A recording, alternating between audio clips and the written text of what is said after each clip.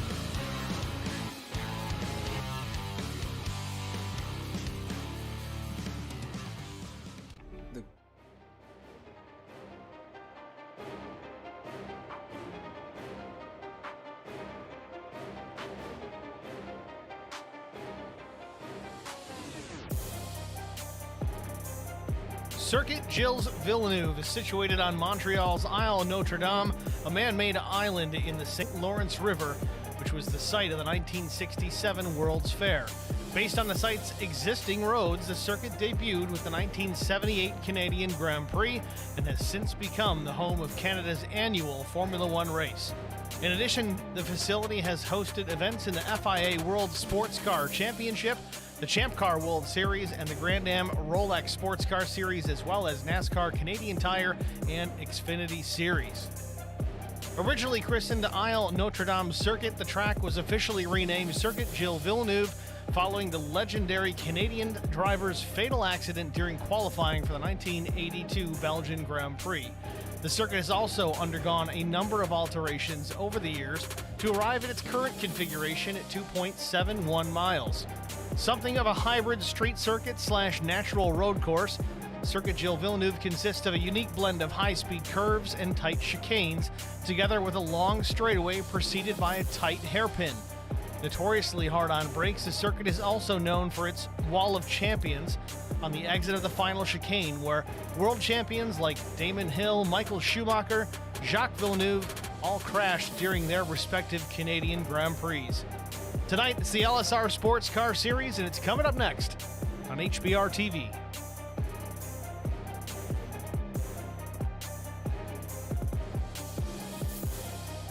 Good evening, everyone. Once again, welcome to another edition of the LSR Sportscar Series. This time it's round number 8 from Circuit Gilles Villeneuve. 75-degree air temperature, 47% humidity, partly cloudy skies with a 9-mile-per-hour breeze. Track temperature just above 100 degrees. Should be nice and cool for some quick times here as qualifying is just about underway. Let's go down trackside, See where everybody is about to stack up.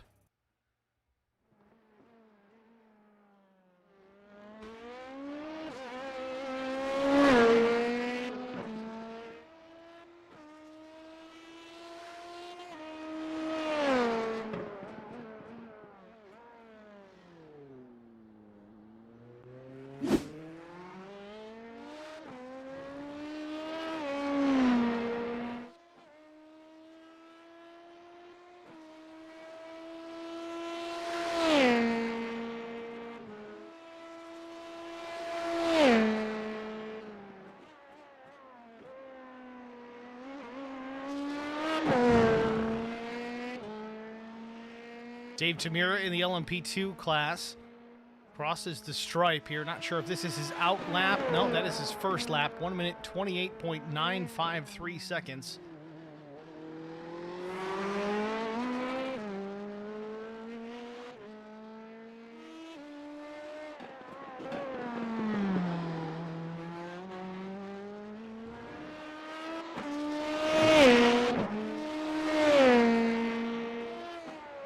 Meanwhile, Kyle Moyer has gone P1, 1 minute 28.250. GT category also getting underway. Blake Langley, fast time so far, 1 minute 37.324. Gonna expect to see 10 to 12 seconds a lap difference between the LMP2s and the sports cars, the GT3s.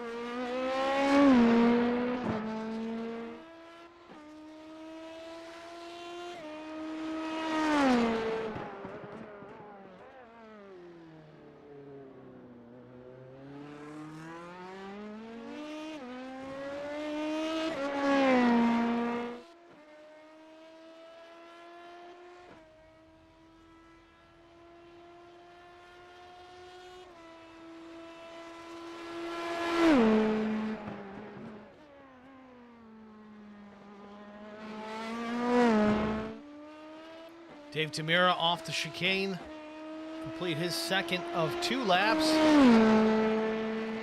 Second lap, 1 minute 28.315 for Dave Tamira. Cody Steeg out on the racetrack, currently fastest in GT3, 1 minute 36.777 on his second of 2 laps.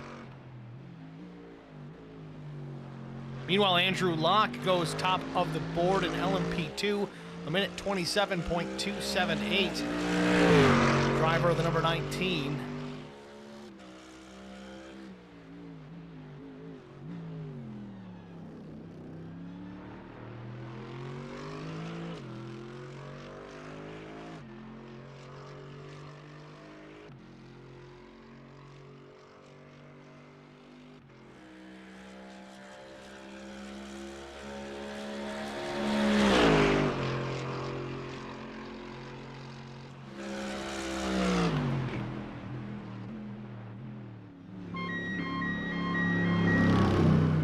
Cody Steeg throws that one away, hits the pit lane. He's got all he's going to get out of that lap.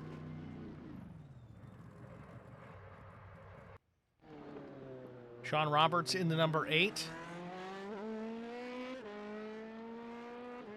Sean on his out lap currently. 10-minute session here. We're about 6 minutes into it.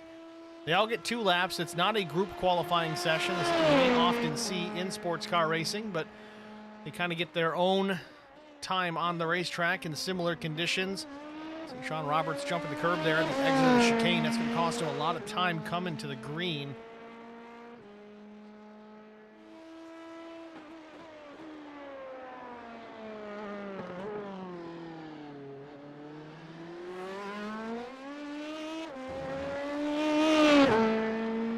Want everyone to be aware tonight with the wins that we've had under the belts of some of these drivers. There are some penalties for that sort of thing. Keeps things nice and even. Brad Crouch will have to serve an EOL, an end-of-line penalty, and then a drive-through penalty for his wins at Fuji and Indy.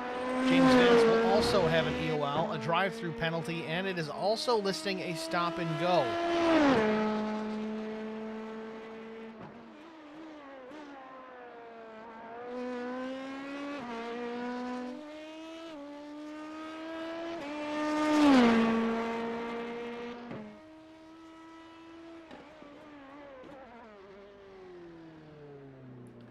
Cody Anderson in the stream chat saying 2 drive-throughs. Not sure who he's referring to. I'm just reading it off of Kevin's post in the announcements.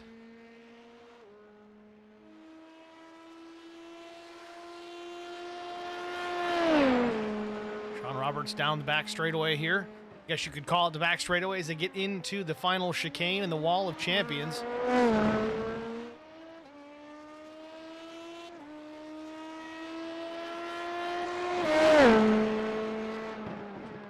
Sean Roberts goes P2 on his last lap, 1 minute 27.308, 3/100ths of a second off pole. So Sean is out of the throttle. That's all he's going to get on that first lap. Tyson Pankow, not Tyler. As we check out the 91 through the hairpin into the straightaway.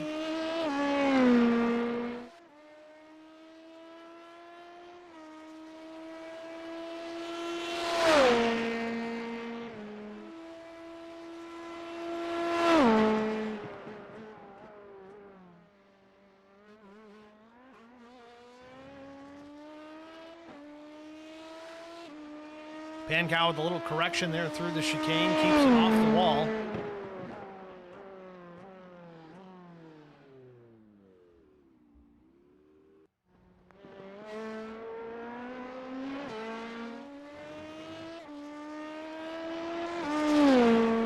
Sean Roberts in the stream chat says he wimped out through the chicane on the second lap. That's okay, you don't want to throw it away. Kevin Blue also in the chat. Wall of Champions going to cause some havoc tonight. I've seen it already in practice. It's already taken a bite out of a few of these guys.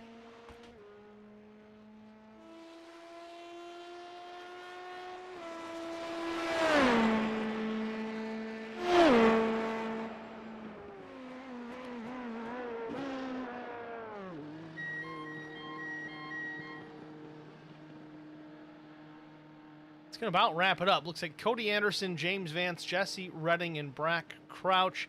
3 drivers opting not to take a time in the qualifying session.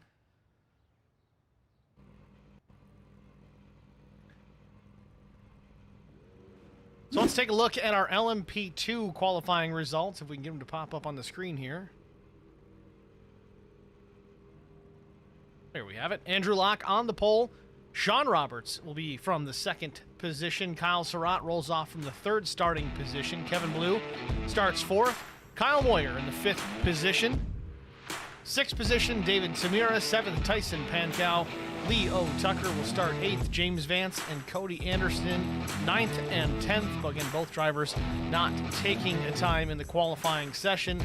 Then on to GT3. Cody Steeg, Chris Pio, Blake Langley, your top 3. Then Andy Spicer, Bill Mulfeld, James Bomar, Brack Crouch, Jesse Redding. That is your GT3 starting field. And then we take a look at the overall. You see the breakdown here. Cody Anderson technically 17th on the overall. James Vance 15th on the overall. That'll all get worked out as they're going to start together before we get this thing underway.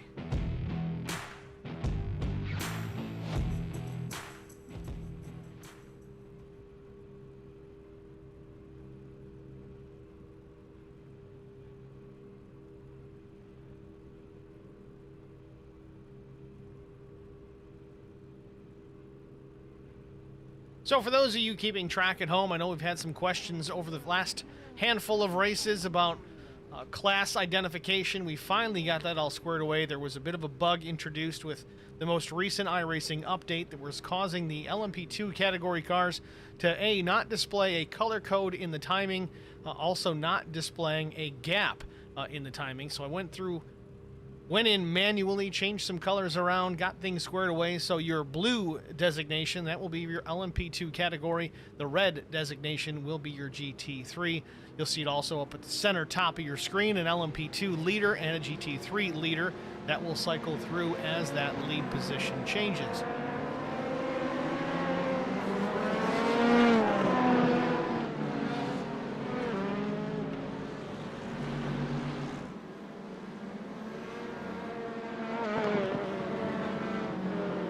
Andrew Locke and James Vance, they're going to bookend this LMP2 field. I'd be curious to see how long it'll take James Vance to work his way towards the front. We're not wasting any time here, though. Green flag is going to come out right about now. LMP2, they're going to get it first, and then GT3, who's already pretty close behind, they may get it right away. We'll see. Green flag waves. Andrew Locke under power. Away here from Montreal.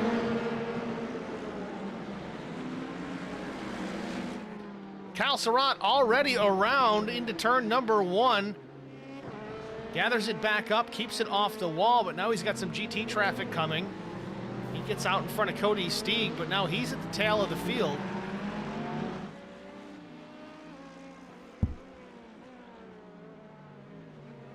Another slow mover there, Leo Tucker.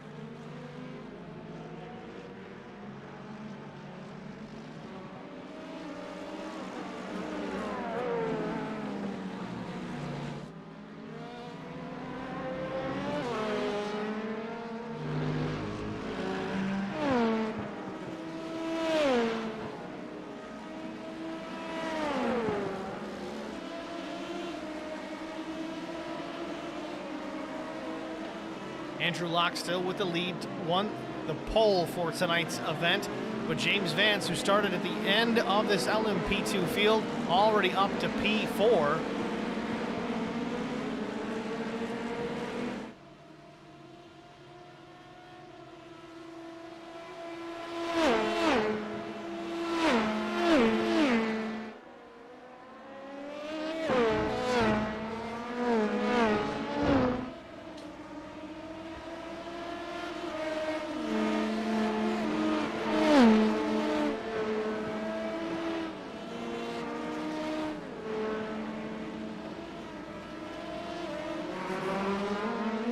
James Vance still there in the 4th position. Right to the back door, David Tamira in P3.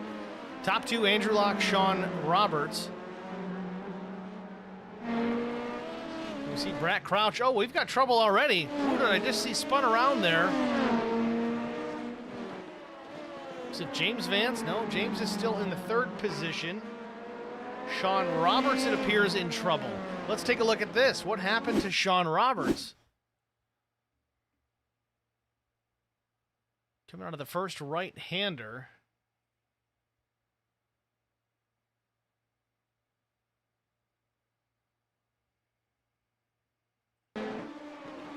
Speed things up here.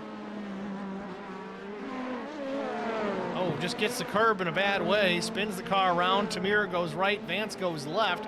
Everybody gets through clean, but Roberts is going to lose some track position out of this.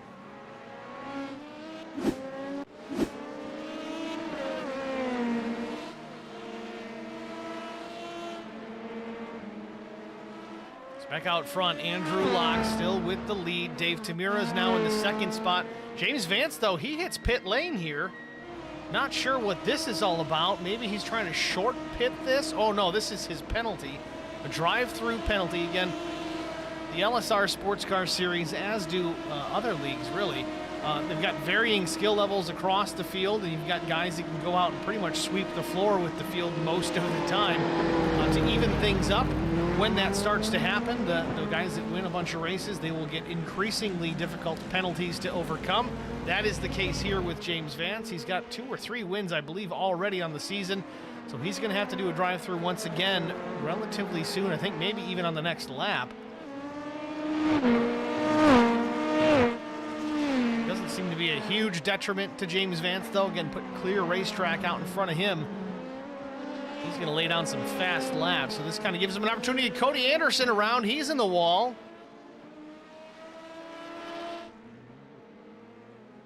Cosmetic damage for certain to the right front of that LMP2. Back in the throttle and back underway, but Cody now heading up the rear of the LMP2 field.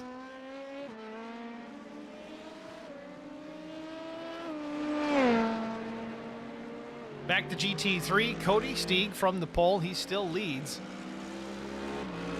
Closely contended by Apex Tech Racing teammate Chris Pio. They are in different manufacturer cars. Of course, the Mercedes out front, the Ferrari there in the 2nd spot. Sports car wise, all we have tonight, Mercedes and Ferrari. Nothing else in the field.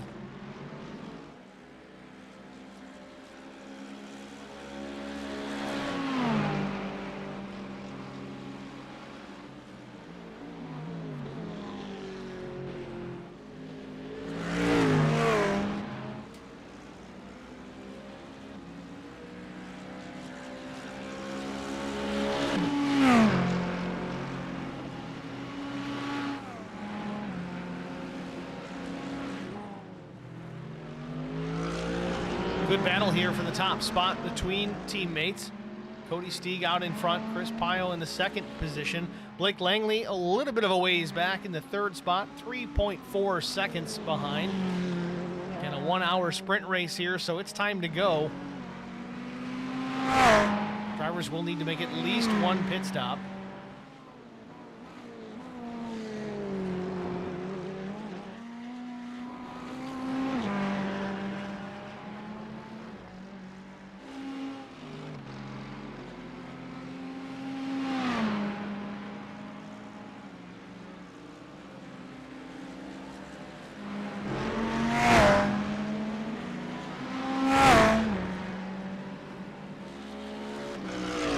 Out front, Cody Steeg starting to stretch out that advantage over Chris Pio.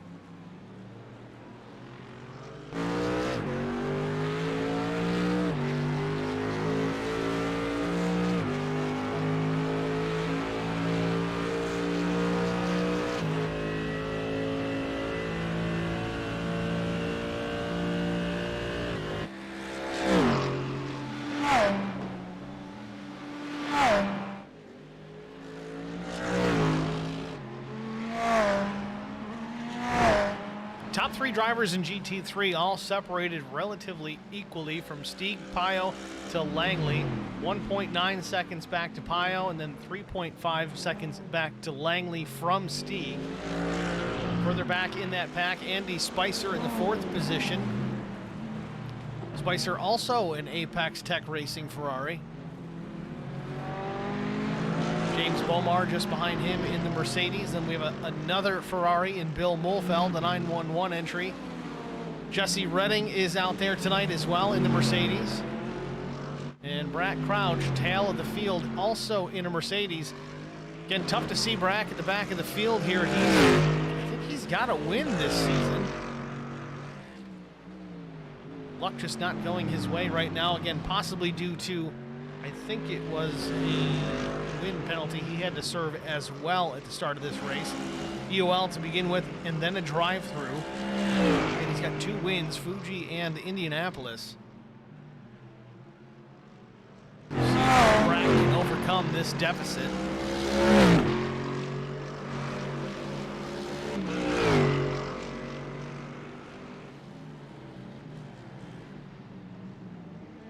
Meanwhile, back out front, all by his lonesome, Andrew Locke leading this field to number 19. Last lap for James Vance, though, fastest of the afternoon, 1:27.34. Kyle Surratt, his last lap, also his fastest, 1:27.67. Remember, Kyle was involved in that first lap spin, didn't make contact with anyone that I could see. Try and go back and get a look at it. Watch the Kyle Surratt machine. What ended up happening with that gold and purple entry.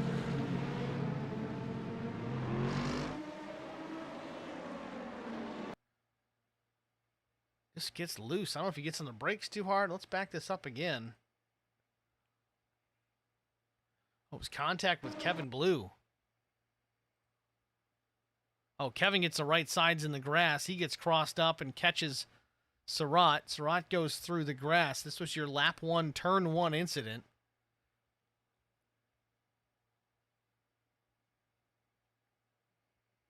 Well, that explains that. Surratt, though, back up into the top 5, but James Vance is coming. About 4 or 5 car lengths in behind. These drivers both pretty consistent, both pretty close as far as pace is concerned. Vance is slowly but surely cutting into that deficit, though.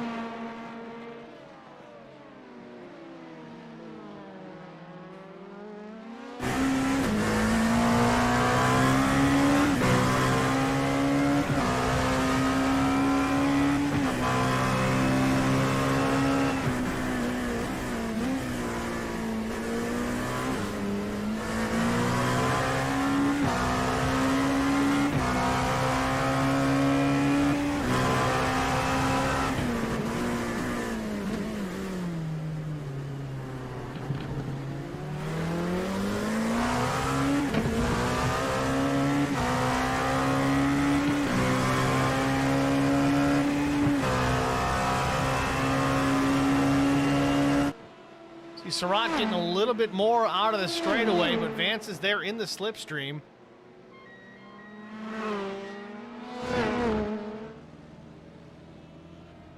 Kyle Moyer up a spot.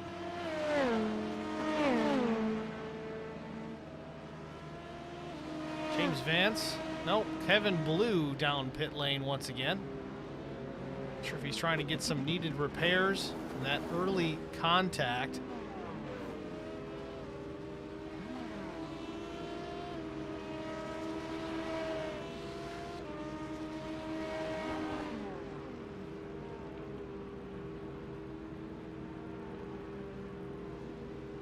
Kevin Blue about 20 seconds into this stop.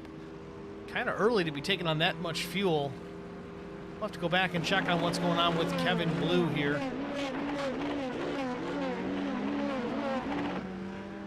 It's down and away. Looks to be just a fuel stop and some repairs.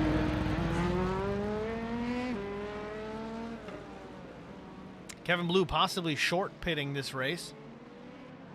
Trying to get that pit stop out of the way. Maybe he's got enough to go all the way to the end. It's not decided yet. We're going to have to wait and find out.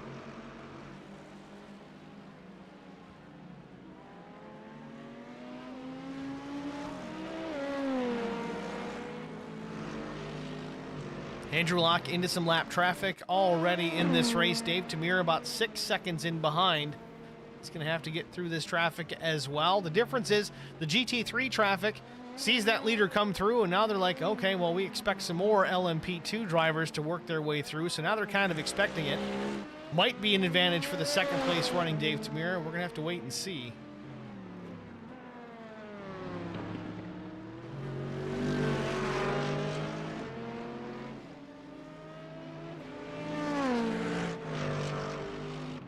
Not working out great for Tamir. He's already lost 1.5 seconds since we were at the front straightaway. Andrew Locke cruising right now.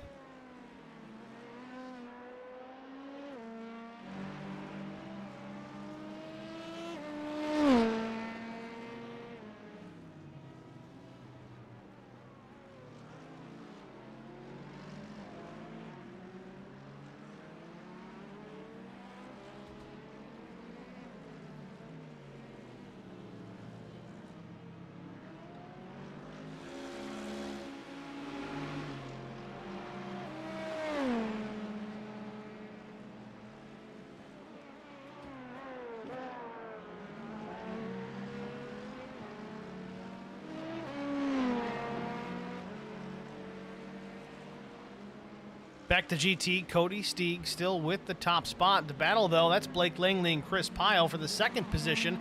Battle no more. Blake Langley takes the second spot away.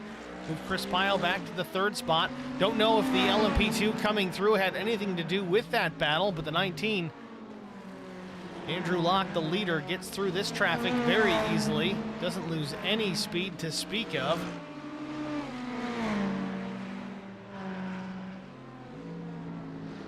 Next on the hit list for Andrew Locke, Cody Steeg, the GT3 leader. Andrew gets to the inside, gonna pass with ease.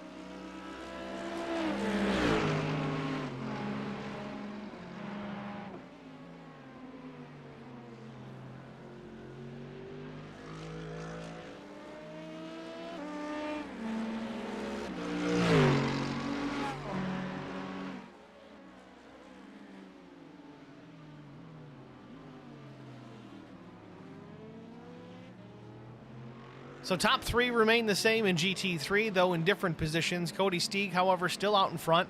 Blake Langley newly to the second spot. Chris Pyle third. Andy Spicer now fourth. Brad Crouch fifth. James Bomar sixth. Jesse Redding seventh. And Bill Wolfeld is eighth.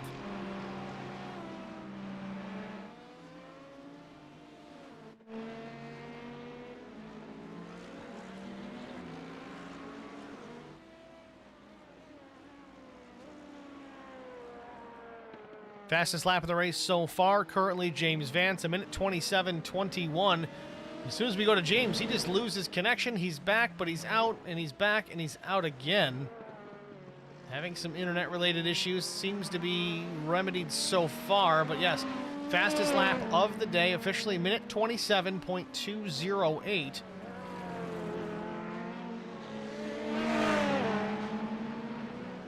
Vance up into the 3rd position. Definitely having some connection problems, though. We see him blinking in and out quite frequently. To kind of narrow that down and explain it to the viewers watching, obviously you need an internet connection to run an internet-based game, but sometimes if that connection is not real stable or a little bit weak, you will see that the car will just disappear, mainly because the system is trying to do a calculation to figure out where exactly on the racetrack that car is supposed to be. See, sometimes you'll get a net code related issue with that, where a car will crash without actually making contact with another. Sometimes that's internet related, sometimes it's just the track itself. But James Vance's situation right now looks to be just internet related. Seems to be hit and miss with him at times, but so far down the straightaway here, he seems to be doing okay. Still in the 3rd position, about 4.9 seconds behind 2nd place running Dave Tamira. Tamira just going through the front straightaway right now, crosses the line.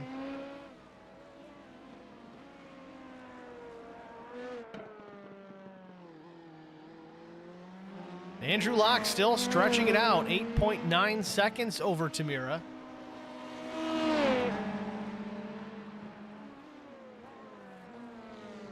I think Andrew's potential worst enemy tonight is going to be slower GT traffic. As long as he can make his way through all that traffic without incident, should be in good shape. We're about 17 minutes into this race. So far, so good. Locke has led this from the drop of the green flag, from the pole position.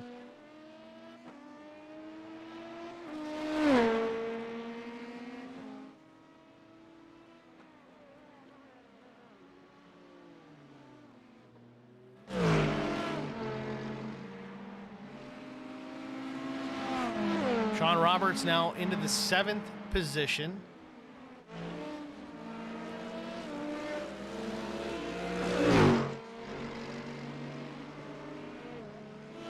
Remember, Sean Roberts had an issue, got spun on his own, just got crossed up on too much curb and around the car went, cost him some time, but slowly but surely starting to make his way back towards the front. He's running in the 7th position right now. Still got about 4.5 seconds between himself and the 91 of Tyson Pankow.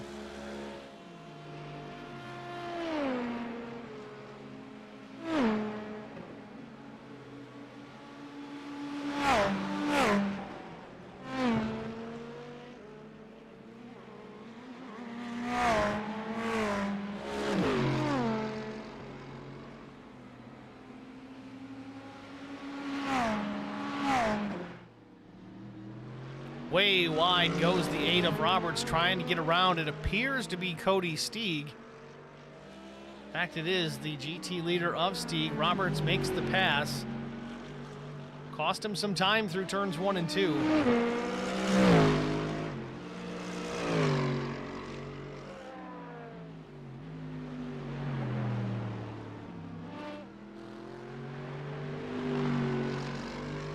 James Vance improves his best lap of the day to a 1:27.162. He is flying out there. Now you see he's closed into the back of Dave Tamira. It's only about 0.6 of a second between himself and the 14. This would be for the 2nd position.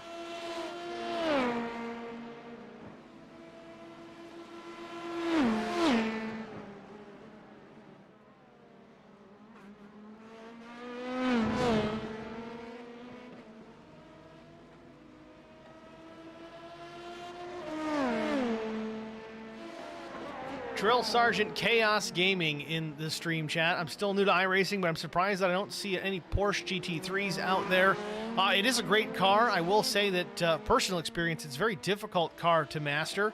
It is quick, but even when we were having, we had 40 or 50 cars in total in the earlier races, and I think we only had 1 or 2 driving the Porsche. It's a good car if you can really get it figured out, but if you're new to it, you're just kind of getting a handle on road racing, definitely not my go-to. And Vance having more connection issues, though. He does make this pass on Dave Tamira, so move Andrew Locke, still P1, teammate James Vance in P2.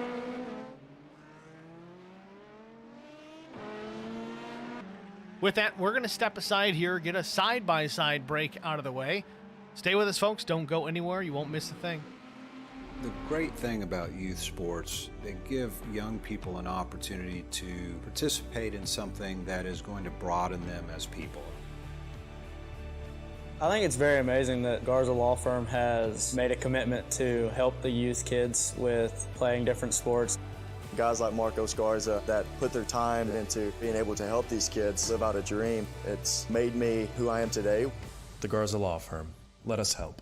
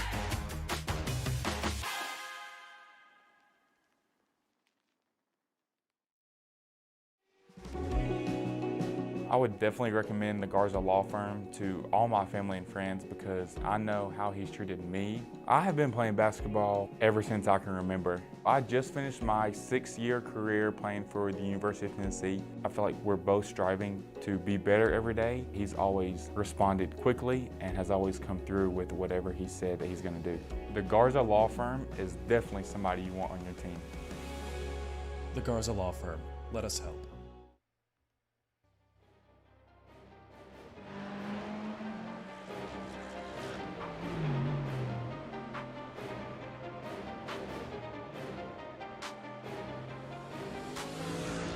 Welcome back, ladies and gentlemen, to Circuit Gilles Villenueve in Montreal, QC. Round number 8 of the LSR Sportscar Series. Andrew Locke currently leading the overall in the LMP2. Leader in GT3, it is the Mercedes of Cody Steeg. 23 minutes into this race. We've got about 17 laps in, at least from the GT perspective. We go to Andrew Locke, and he is also on his 17th lap.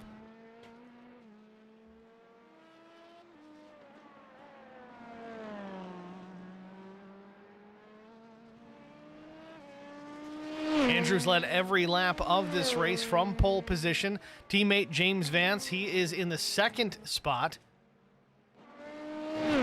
Vance had to start from the tail of the field, also had to serve a drive-through penalty.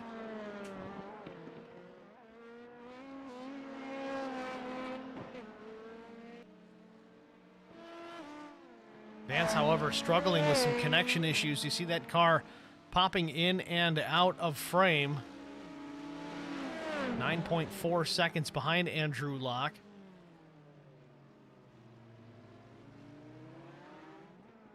Cody Anderson, another LMP2, just leaving pit lane here. Scheduled stop, I would imagine. And Brack Crouch, it appears. Is that Brack?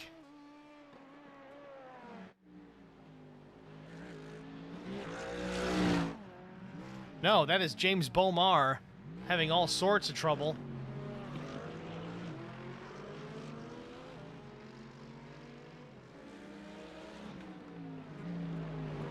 Let's see if we can get a look at the replay with James Bomar, see exactly what happened. Leaving pit lane.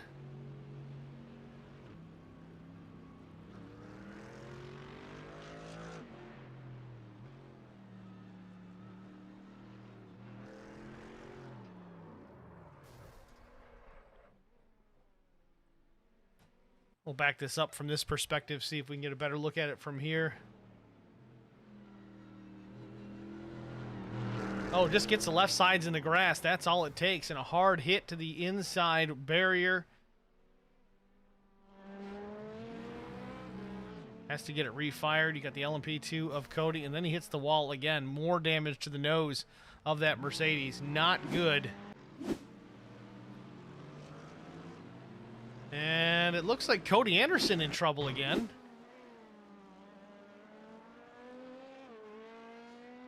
Through the first right-left combination. Down the short chute. That might have been, that was the second right-left combination. Down into the hairpin. Deep into the braking zone, a little too far. Goes wide.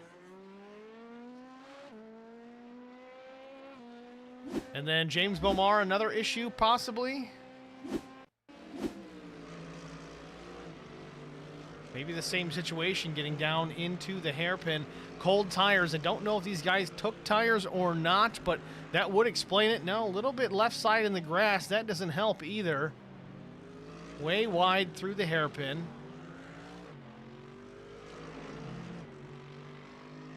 Wouldn't constitute that as a crash by any means.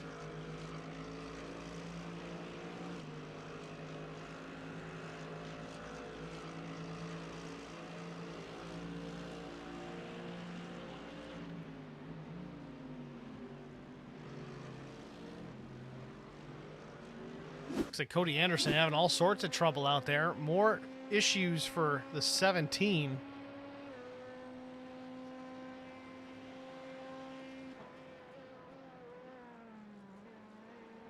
Again, late in the braking zone, gets on the curbing, not how you wanted to do it.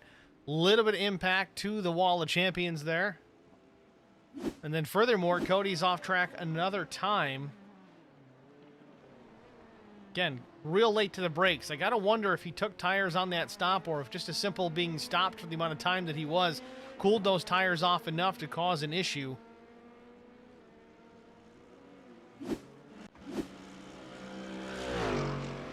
Also see Leo Tucker has crashed.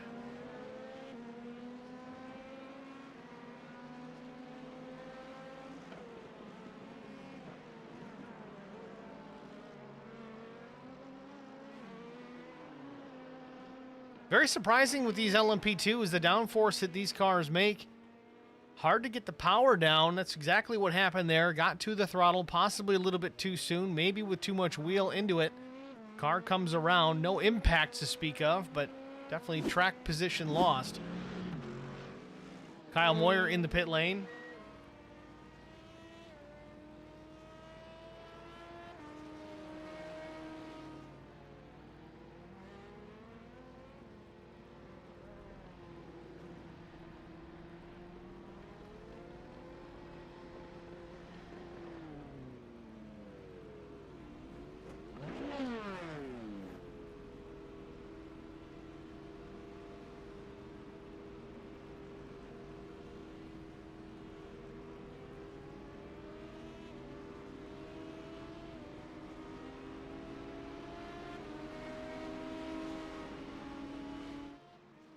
Andrew Locke still out in front. Notable, he has not made a pit stop as of yet, nor has James Vance, David Tamira, or Sean Roberts. That is your top four in LMP2.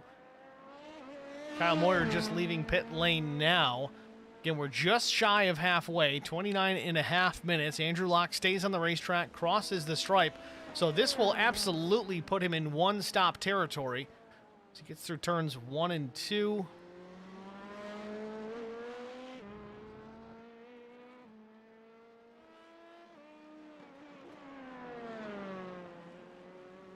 I will say James Vance is slowly but surely cutting into Andrew's lead. It was about 9.5 seconds a few laps ago.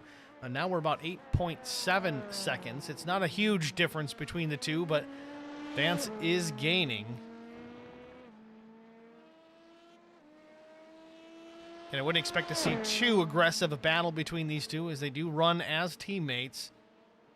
But Vance is quicker. Maybe see Andrew give him the lead, give him a yield. I don't know. We'll see.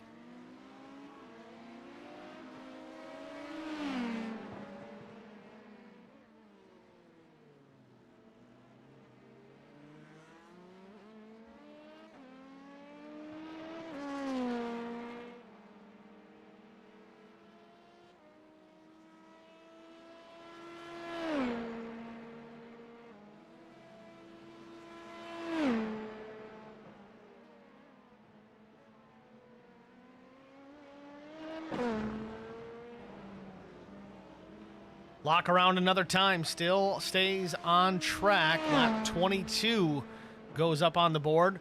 31 minutes in, about 29 remain, plus or minus maybe a minute or minute and a half, depending on when they throw the white flag, when the time comes.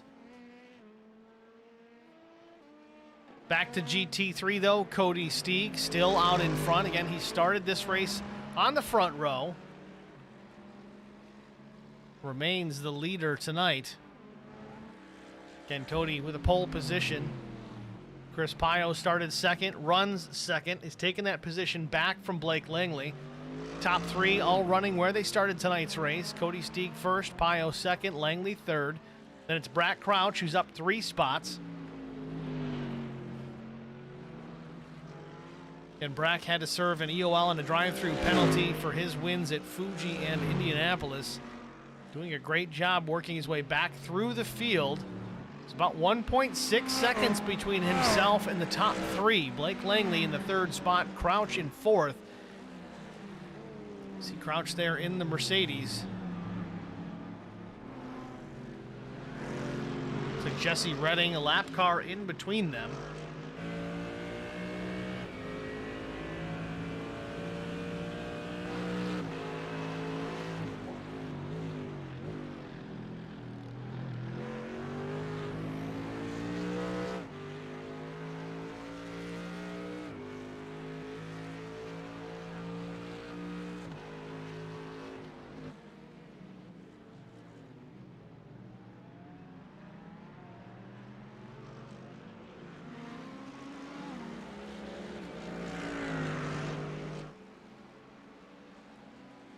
Once again, ladies and gentlemen, if you're just joining us, finally got the class color classifications figured out. If you're looking at the timing tower to the left of your screen, the LMP2 categories, of course, in blue, GT3 in red. Also designated at the top of your screen shows the class leaders. LMP2, of course, Andrew Locke out in front. Cody Steeg still leading from the pole in GT3.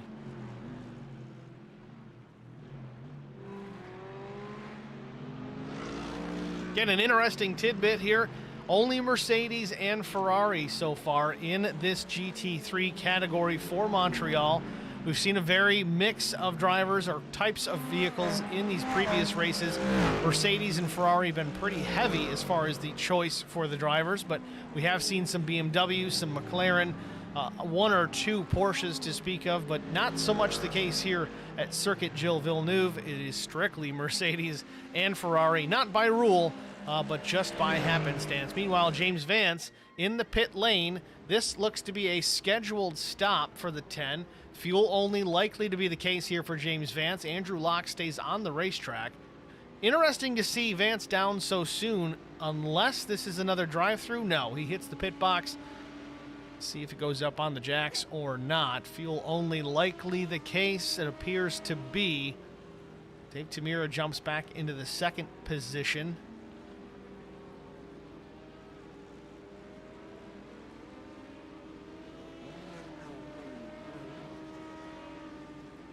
Vance is down and away, a 19.28 second stop, only for fuel.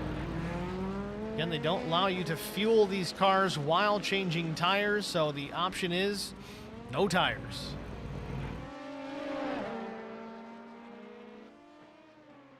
So Vance is going to exit pit lane. He's going to rejoin the race in the 4th position, knowing that the top 3, Andrew Locke, Dave Tamir, Sean Roberts, all need to stop for fuel at least once before this race is over.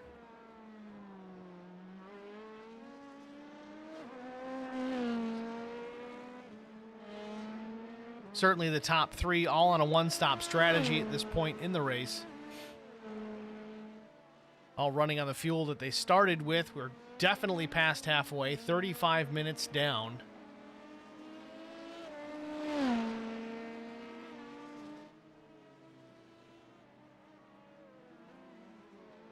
As Cody Anderson remains in the pits. Don't know if he is just calling it quits on this one. He had some damage on that prototype, but not really enough to be 6 laps down for it. Not sure if he's just had enough. That very well could be the case.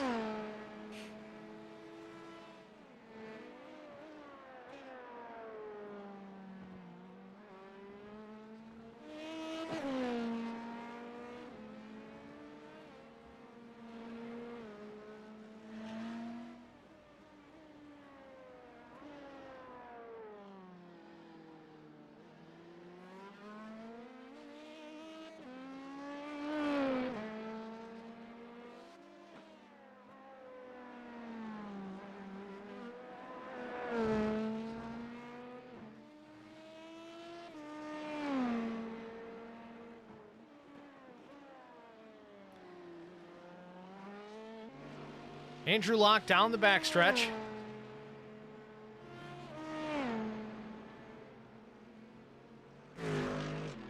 And Andrew in pit lane.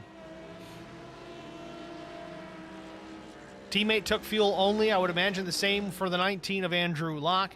Rolls down pit lane. We'll see where he comes to a stop. Keep close eye on that LMP2. See if he goes up on the jacks or not. I would anticipate no. Stranger things have happened.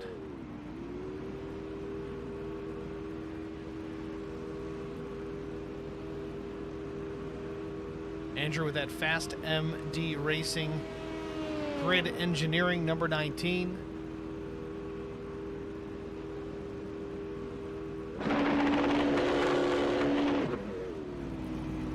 No tires, fuel only also for Andrew Locke. He's down and away.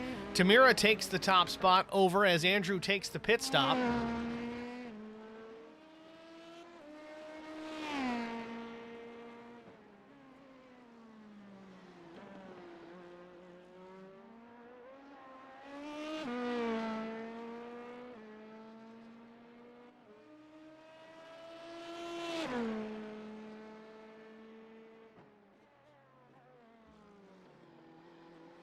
Looks like Andy Spicer has crashed. Andy in a Ferrari in GT3, an Apex Tech Racing entry. This is through turns 1 and 2.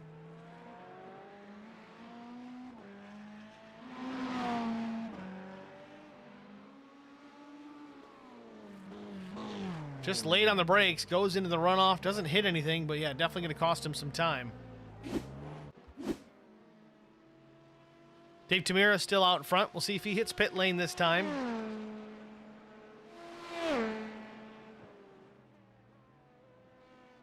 Indeed he does. Dave Tamira down pit lane at pit entry right now. Andrew Locke 11 seconds back. I would imagine he's going to retake the top spot here as it's going to take 15 to 20 seconds of fuel for Tamira. Sean Roberts, you see him in the foreground there, also coming into the picture. Background for that matter. Andrew Locke out in front now, passes Tamira while Tamira sits idle in pit lane.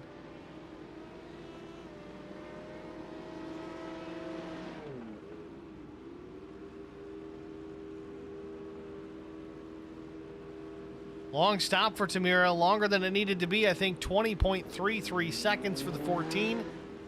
Definitely plenty of fuel to make it to the finish, but maybe just a little bit too much. Sean Roberts also in the box, 17, 18, 19, 20.63 seconds for Roberts. Got a lot of factors that weigh into fuel economy, fuel strategy, whatever setup you have underneath the race car, whether it's high downforce, low downforce, all that additional drag when you're running a high downforce type setup certainly affects your fuel economy. Obviously, your gear set, gear ratios, all of it plays a part. Not to mention driving style and how you are on, off throttle, that sort of thing. So these drivers, Dave Tamira, Sean Roberts, both taking a significant amount of fuel here late with 20 minutes remaining.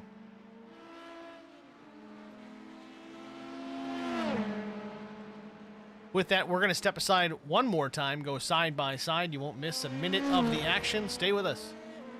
The great thing about youth sports, they give young people an opportunity to participate in something that is going to broaden them as people. I think it's very amazing that Garza Law Firm has made a commitment to help the youth kids with playing different sports. Guys like Marcos Garza that put their time into being able to help these kids live out a dream. It's made me who I am today. The Garza Law Firm. Let us help.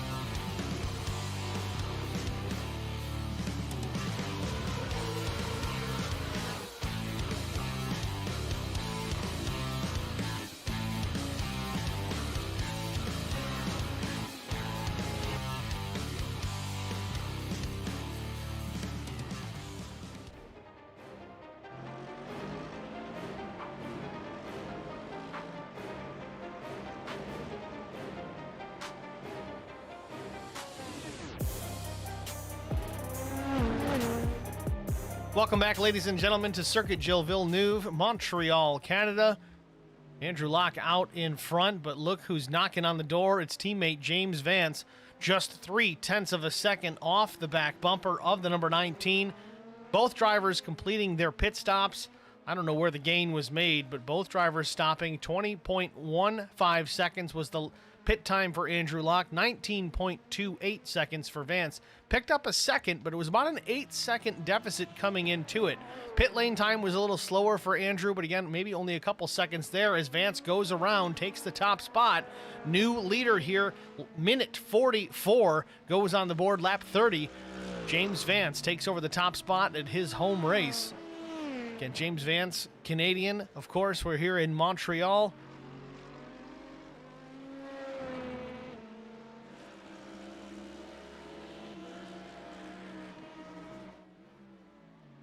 Now it's just a matter to see how Vance gets through this GT traffic. Andrew was doing a great job of it for the first 44 minutes of the event, but now he gets to watch James Vance kind of play lead blocker, work his way through.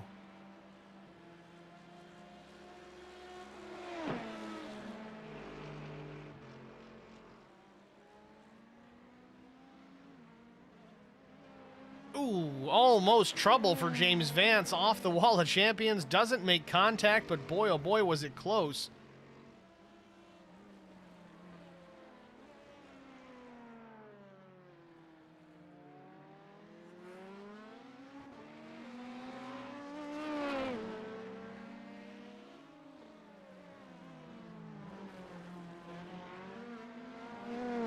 Vance stretching it out already through the traffic. 2 seconds the advantage over teammate Andrew Locke.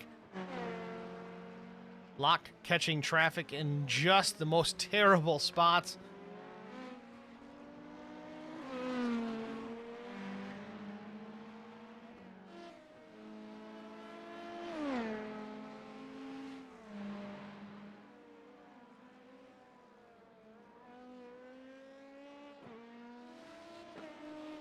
Following up on our GT3 battle, or what's left of it, Cody Steeg still out front.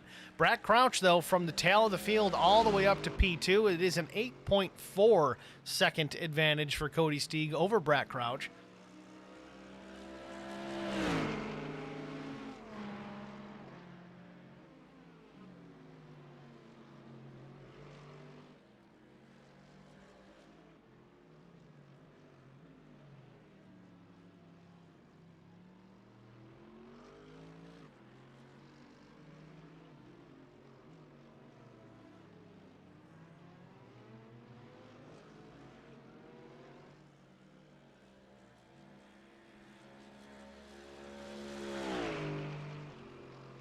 About 13 minutes remain here in round number 8 from Montreal. The LSR Sportscar Series. Current leaders James Vance, the overall LMP2. Cody Steeg leading GT from the pole position. Has not yielded that top spot, I don't believe, at any point tonight. However, Andrew Locke started this race on pole position, led all the way until minute 44, 16 minutes shy of the finish, to when teammate James Vance overtook and retook the top spot here. Not retook it, but took it for the first time today. Familiar position for James Vance, but Andrew Locke sits there tight in the second position.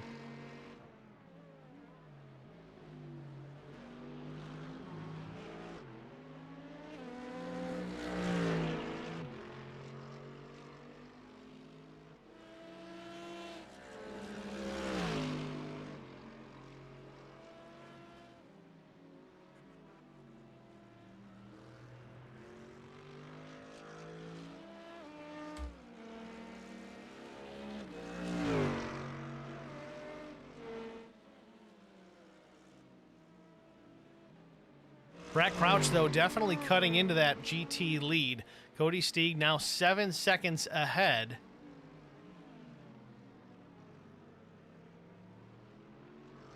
Getting word for some race officials from race officials, though. I guess James Vance still has a drive-through penalty to serve. There is 2 drive-through penalties he needed to serve tonight, so that may yield this win to Andrew Locke.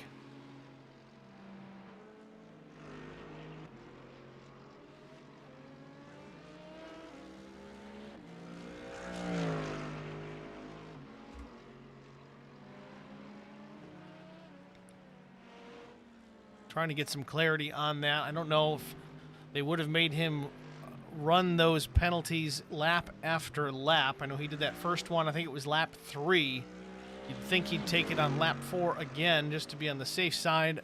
Or maybe he's not aware of it. I don't know.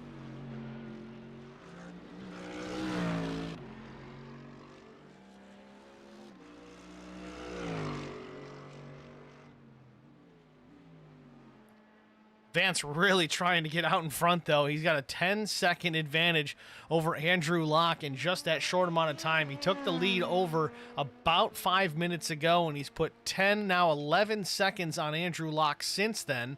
Fast lap of the day, 1:26.69. He goes purple this last lap with 11 minutes remaining.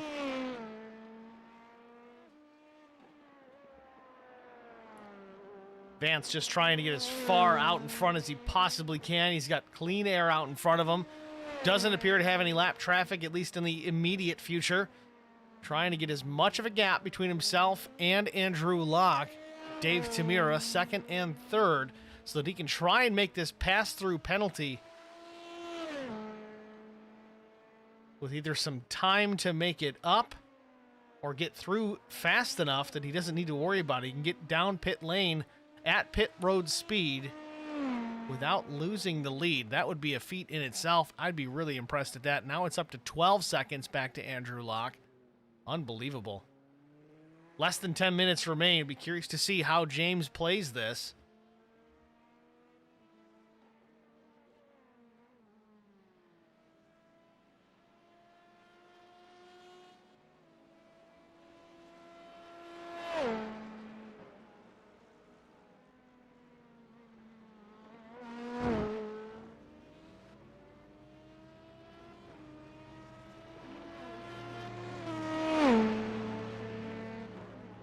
James Vance, 12 seconds the advantage over Andrew Locke and gaining further ground. This all happening on the original set of tires. Second stint on that set.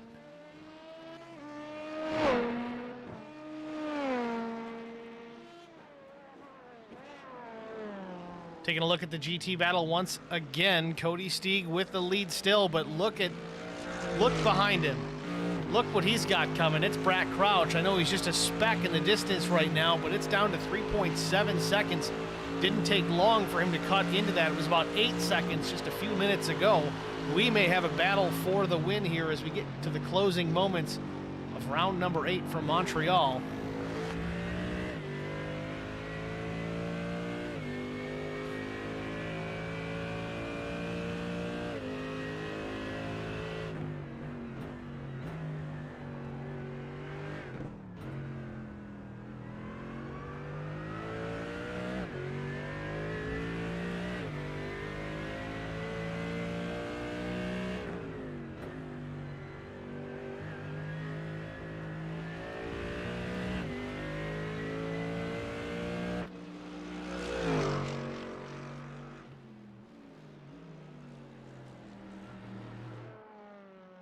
Unbelievable. James Vance again, 52 minutes in here now, 17 seconds out front. James Vance throwing down qualifying laps every single lap, knowing that he's got to come to pit lane one more time for a drive-through, trying to get that gap between himself and the 19 of Andrew Locke. He's got a full 32 seconds back to third place David Tamira. Pit lane time, typically you're looking about a 48-second loss. At least that was James's last pit lane time. That includes coming to a stop and accelerating, so likely a little bit faster this time, but as it sits, I mean, it's almost like a 45-second penalty to do that drive-through. If that's the case, he may end up in the 5th position. Kyle Surratt, 43.8 seconds behind. Depends on when James opts to make this stop. I will say this much. If he's smart, which I think he is, he may wait till the final lap to make his drive-through. Because if he does that, oh, never mind, forget that. He's in pit lane now. If I were him, I would have waited till that final lap to hit pit road, do that drive-through, because the start-finish line, I think he would cross it before he exited pit lane, and he wouldn't need to worry about anything else from there. But he is down pit lane. Andrew Locke, 18.5 seconds behind. Where is Andrew?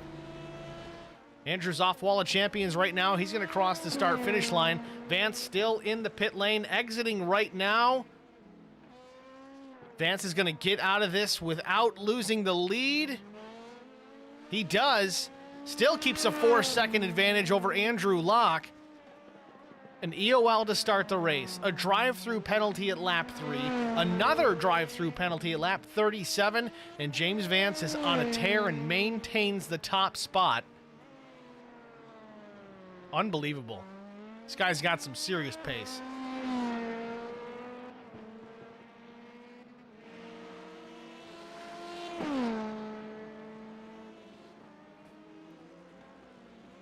So I had that calculation way off. As far as the pit lane time was concerned, yes, it's about 45 to 50 seconds if you make a stop, because it does count your pit stop time. So really the drive-through, about a 27.87 second loss for James Vance to drive through. With that said, though, he was still able to get in and out before Andrew Locke was able to catch him. Still maintains a 4-second advantage over the 19. Another 19 seconds back to the 14 of David Tamira.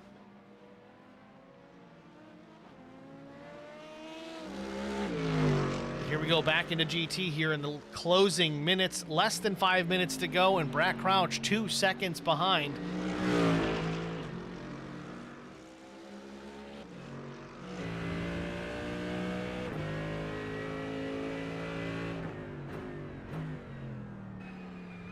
Talk about James Vance making qualifying laps. Brad Crouch is going to have to do the same if he's going to try and catch Cody Stieg.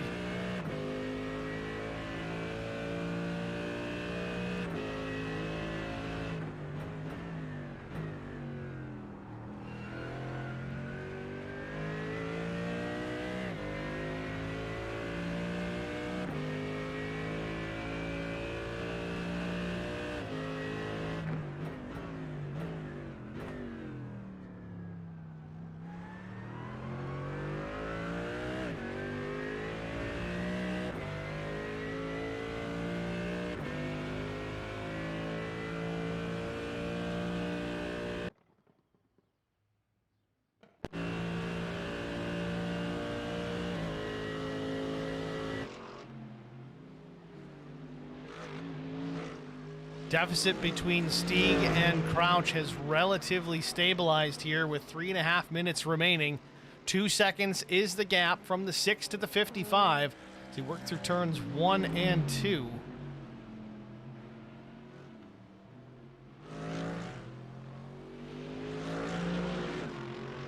Back up front, though, James Vance still with the overall in the LMP2.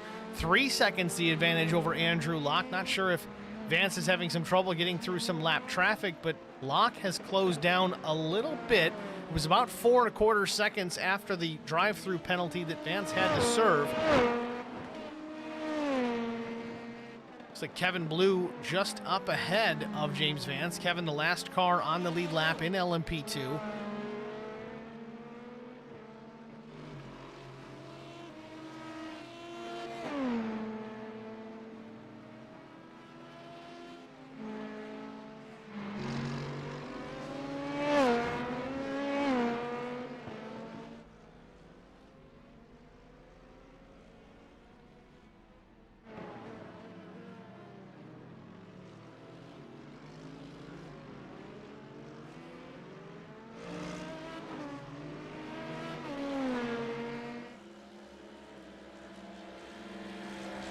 Some more slow traffic for Vance to try and work his way through. This will ultimately help Andrew Locke close down even more.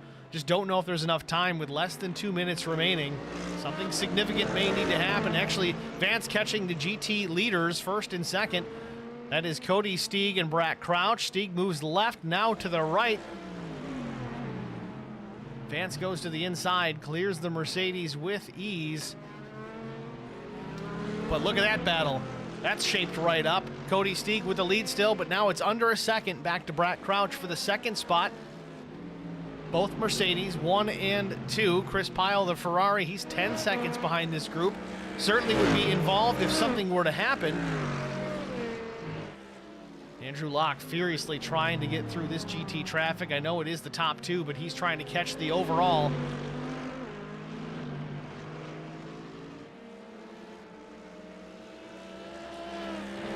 That cycle did not help Brett Crouch at all. 1.4 seconds the deficit now from Mercedes to Mercedes.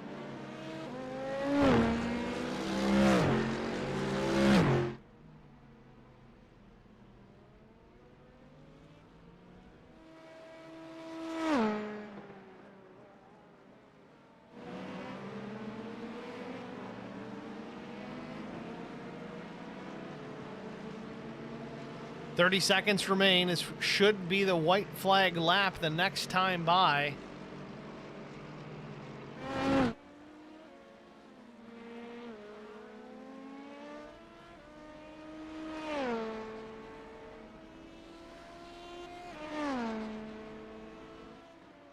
James Vance takes the white flag. 10 seconds remain on the clock, so this will absolutely be the final lap. Andrew Locke 3.2 seconds in the rearview mirror of James Vance. No pressure out back. Clear sailing out in front. Just got to make one more clean lap, and this one belongs to him. Cody Stieg and Brett Crouch still not close enough for some close quarters battle. 1.2, 1.3 seconds back to second place.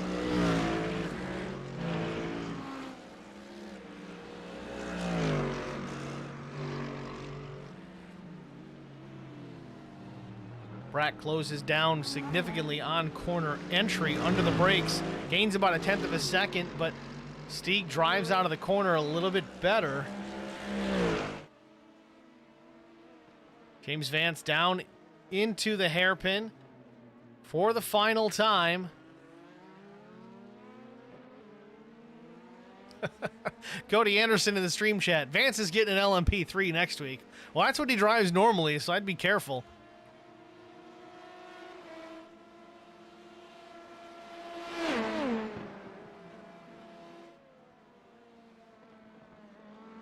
James Vance off the wall of champions, down the main straightaway. He's excited. You can tell it. Lights flashing, penalties and all. Still takes the checkered flag. Andrew Locke's going to finish in P2. Dave Tamira, 20 seconds behind. He's going to lock up the third position as he gets down into the final chicane as well. Podium finish for the 14. And then Cody Stieg's going to win in GT3. Chris Pyle takes the second spot from Brett Crouch. Looks like Brett had his own issue. Let's go back quickly and take a look at what happened. Brett Crouch losing the second position on the final lap. Down the hill into the hairpin, drives it way deep. Oh, contact was made. Looks like Pyle had already gone around. Tough break for Brett Crouch. Still a top three, it appears. Yes, indeed. James Vance, your race winner. Andrew Locke taking the shortcut through the grass at high speed.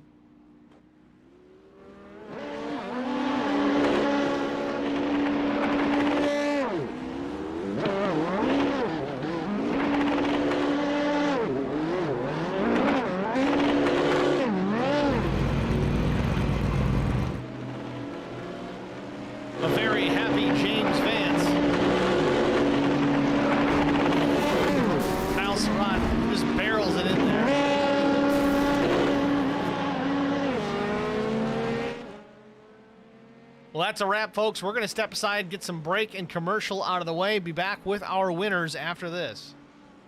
The great thing about youth sports, they give young people an opportunity to participate in something that is going to broaden them as people. I think it's very amazing that Garza Law Firm has made a commitment to help the youth kids with playing different sports. Guys like Marcos Garza that put their time into being able to help these kids live out a dream. It's made me who I am today. The Garza Law Firm. Let us help.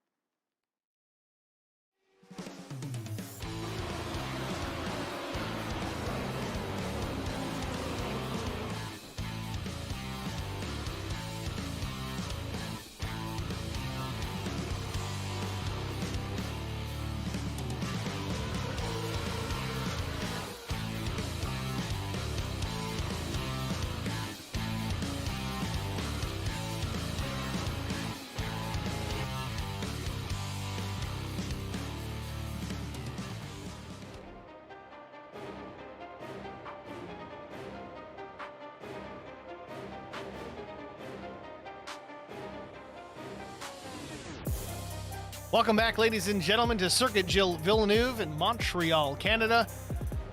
Round number 8, Lone Star Racing Sports Car Series is in the books. James Vance, top of the podium once again, winner. Let's see if we can get a word with our race winner here. We'll pull him up into the broadcast booth. James Vance, it's Steve in the HBR TV broadcast booth. You got a good copy? Yeah, you got a copy on me? I got you loud and clear, my friend. Once again, another win here in the LSR Sports Car Series. You had to start with some adversity, the EOL, then the drive-through penalty, and then yet again another drive-through penalty. You still managed to come out ahead of teammate Andrew Locke and take it all the way to the finish, man. Tell us about your race. Oh, man, first and foremost, I just want to say, I think it was Kyle Surratt going into the chicane at pit entry, the last corner there. I don't know what lap it was on. It was early on in the first stint. I think there was a bit of confusion, and we got into each other. I'd put it down to a racing incident. I was on the inside. He was kind of giving it up. I didn't want to go inside, and things got kind of tight and dicey there for a second. So I had to carry some damage there in the first stint, which definitely wasn't ideal, but you know, it wasn't too bad. Cost us about half a second a lap, I think, and managed to keep the gap to Andrew pretty stagnant. And then came in, got the pit done, and then Andrew was doing a killer job. Like I couldn't really get to him on just pace, so I was kind of like, if he, like we said before the race, like if I got to him and like it was like I had serious pace, I would go. But if I got to him and it was like, you know, he had good pace, it was all his, you know. But unfortunately, I think he had a little bit of a technical issue with a message or something during the race, which kind of messed up his VR for a second, unfortunately. But I mean, I was gunning for him, but obviously late stages when I get that last lap, if I'm in the lead, I'm probably gonna go for it. But again, huge bummer for Andrew, and I was gunning for him today. I was his rear gunner today, so unfortunate. But yeah, fun race nonetheless. And I tell you what, 2 drive-throughs had me sweating, man. I was going to ask too about the actual scheduled pit stops for fuel. I think Andrew did have a pretty significant lead on you, but after the cycle, you were right there, and I think that kind of explains it. You said he had an issue with his VR or something along those lines, and in all reality, I think I may have sent him something. So. Oh man, that's the irony. That's funny. But I think on the actual pit stop itself, I think it's pit 2 or 3 laps earlier than Andrew, so I had a bit of an undercut advantage. Like, you know how it is in the first stint, like hitting those curves, you pick up a bit of damage. So I was able to have probably 3 laps of running with a 100% car. And like I said last week, this track, I like it a lot. It's one of my favorites. So getting into a rhythm with a car that's 100%, I was able to kind of, you know, get lucky with clean track too. So like I said, always a pleasure, and I love racing with these guys. That's so much fun. Look forward to it every week. And big thanks to HBR TV, Lone Star Racing, and last but not least, my teammate Andrew. And tell you, he'll be at the top and doing this interview one of these days. I tell you, because it's just gonna happen. Like I'm gonna get the unlucky bounce at some point. I'm telling you for sure.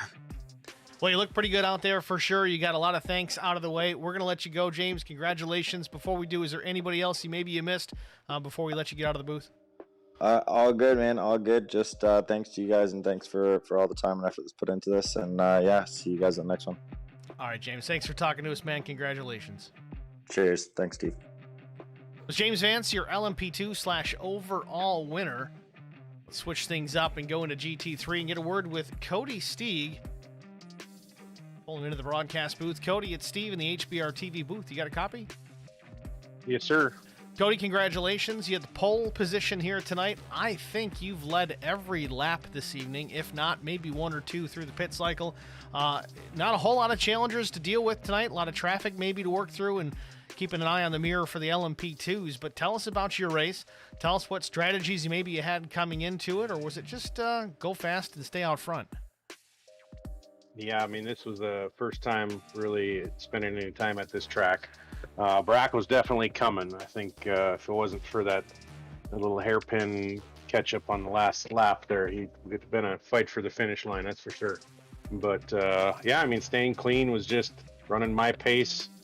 My qualifying lap was the best lap I've run all night, so it was just a matter of trying to push for no incidents and nice and clean and dodge the LMP missiles. And it worked out. Well, certainly fun to watch. That Apex Tech Racing Mercedes looked good out in front of this field tonight. What are your thoughts rolling into next week?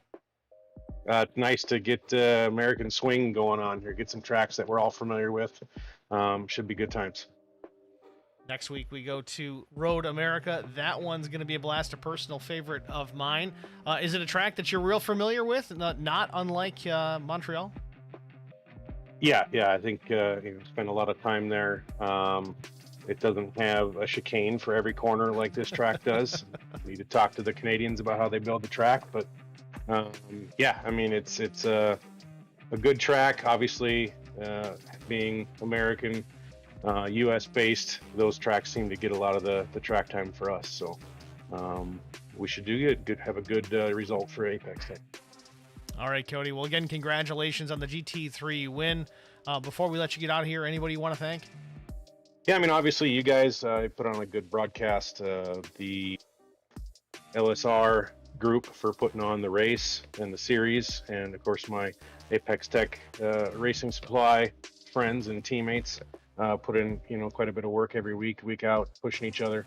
Our sponsors, BPS, VPG, HD Anywhere, makes for a fun time. All right, Cody. Well, again, congratulations on the GT win. Good luck next week at Road America. Thank you. It's Cody Steeg, your GT winner. Let's go back and take a peek at the LMP2 results. Of course, James Vance we spoke with. Andrew Locke was P2. Dave Tamira finished on the podium. Number 14 was third. Kyle Surratt with troubles early on. I'd be willing to bet he may have had a better finish if it weren't for that first lap incident with Kevin Blue, but Surratt still battles back to finish P4. Sean Roberts with his own struggles still finished top 5. 42 seconds behind, but again, a lead lap finish for the number 8 car. Did a good job. Tyson Pankow, P6. Kyle Moyer, P7. Kevin Blue, you know who, with the number 54, finished P8. Lee O. Tucker, P9. And 10th was Cody Anderson with Lone Star Racing. GT3 race results. We talked to Cody Steeg, Chris Pio, Apex Tech teammate. Again, two different makes in this series as far as that. You had Cody in the Mercedes, Chris Pio in the Ferrari. Brett Crouch, a late challenge, was within less than a second there with a couple of minutes to go. Then it appears that there was some contact between himself and the Ferrari in the hairpin. Brack ended up finishing P3. Andy Spicer was P4. Bill Mulfeld, the 911 Garza Law Firm entry, was 5th. Jesse Redding, P6. Blake Langley and James Bomar, 7th and 8th. 13 laps down, respectively. Not sure if they were both involved in similar incidents with each other. But there you have it. Those are the class results. We can take it a step further if you want and look at the overall. You see how it pans out here. Obviously, Cody Anderson, the last car in the field to finish. Officially, Cody Anderson 23 laps down to the balance of the field, the only LMP2 below the GT category. No, I'm not picking on you, Cody. It's just how it is. But nonetheless, there's your overall race results from Montreal. Thank you guys all for watching. Please tune in next week for Road America. That should be a good one. Again, one of my most favorite tracks to race at. Certainly looking forward to some laps at Road America and watching that race and calling it for you guys here on HBR TV. If you're not already subscribed, please do so. Like, follow, share, and subscribe. Facebook.com/HBRTV1. Same handle on YouTube, HBRTV, the number 1. We dual stream to both platforms, so if you're picky and you don't want to watch one, you can watch the other, or vice versa. It also works nicely as a backup in case Facebook decides to give me issues, as it so often does. We've got multiple series running, of course. Monday nights, we were here with the LSR Sportscar Series. Most Tuesdays, it's Superior Class Auto Racing Premier Series. We are off tomorrow, so no race for that. Wednesday, we've got the Old Fart Sim Racing League and the Concrete Floors Next Gen Cup Series. Thursdays, we have the LSR Truck Series. They are also off, I believe. I have to double check that schedule. And then the cycle continues on and on and on. Infinity and beyond. Yeah, I said it. Anyway, thanks guys for watching. Thanks for the participation in the stream chat. Wasn't a ton of you tonight, but I do thank the ones that did. Let's see, Cody Anderson, Sean Roberts, Big Blue, Kevin Blue. Let's see, Drill Sergeant, Chaos Gaming. Seems to be about it tonight, but I do appreciate it. You guys are always more than welcome to pop in, say your piece, who you're cheering from, even if you're in the race. I don't care who it is. You can say what you got to say. Cody's usually pretty active about that, and we do appreciate some of his insight, because it's almost like getting a little bit of the race official information mid-race. He's pretty good about that. Thanks for watching, everybody. You guys have a good night.